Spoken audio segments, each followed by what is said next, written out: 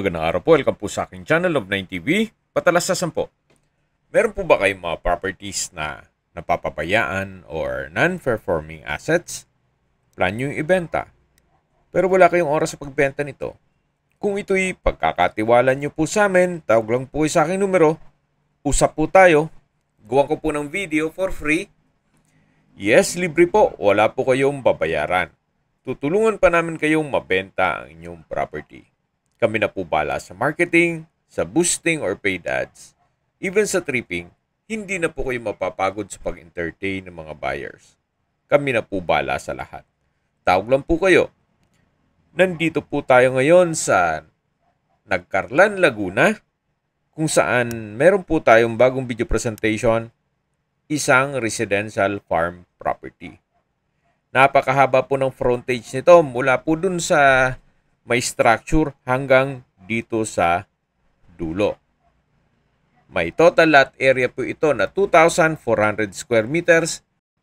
Titulado, buhay po ang may-ari kaya wala po kayong maging problema sa documentation o sa transfer ng title.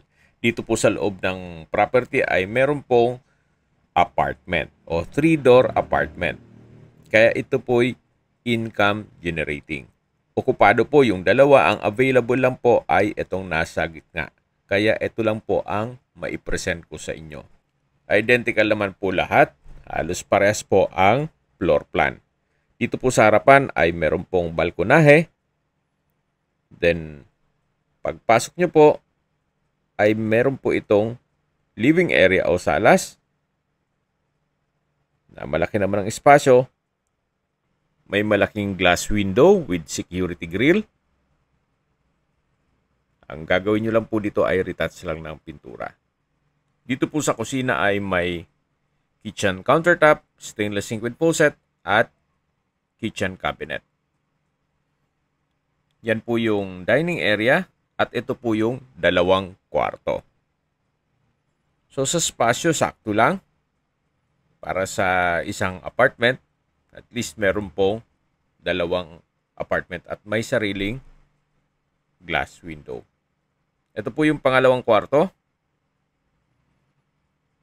May sariling glass window with security grill. Then high ceiling naman po siya. So ang kailangan din po dito ay pintura. Then papatiles nyo para medyo maiangat ang renta. Sa ngayon po, nasa 3,000 or 4,000 po ang monthly rental nito. Dito naman po yung toilet and bath. Na maayos naman ang toilet fixtures, naka-tile bathroom wall, at meron pong bathroom window. Then sa likod po nito ay yung service area. So halos parehas lang po. Yung Unit 1, ito yung Unit 2, at Unit 3. Ito po yung main door at dito po yung balkonahe. Napakalawak pa po nitong lupain.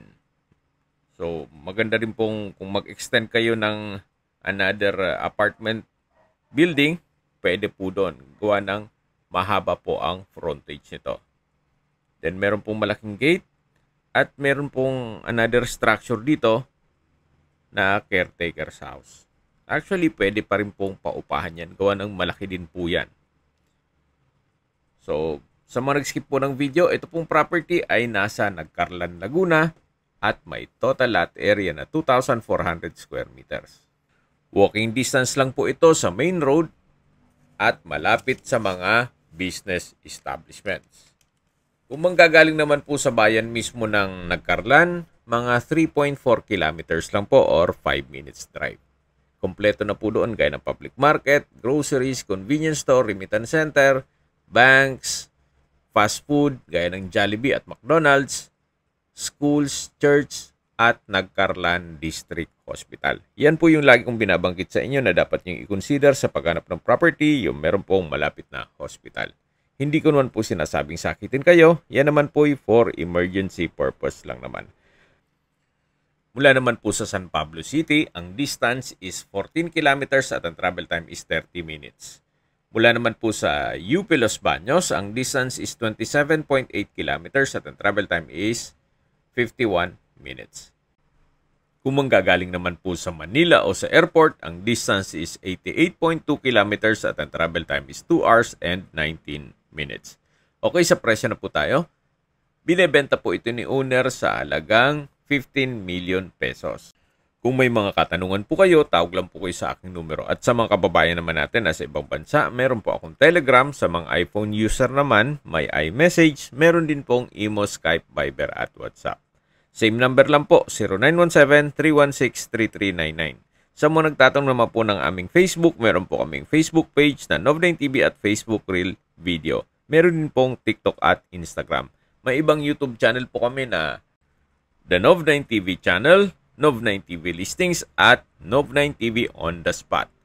Sana po naibigyan yung ang video presentation. Paki-like and subscribe na lang po sa aking channel para ma-update din po kayo sa aking future listings. Kung sakali po hanap nyo yung mas malaking sukat na lupa, meron din po kami ibang listings na pwede nyong pagpilian.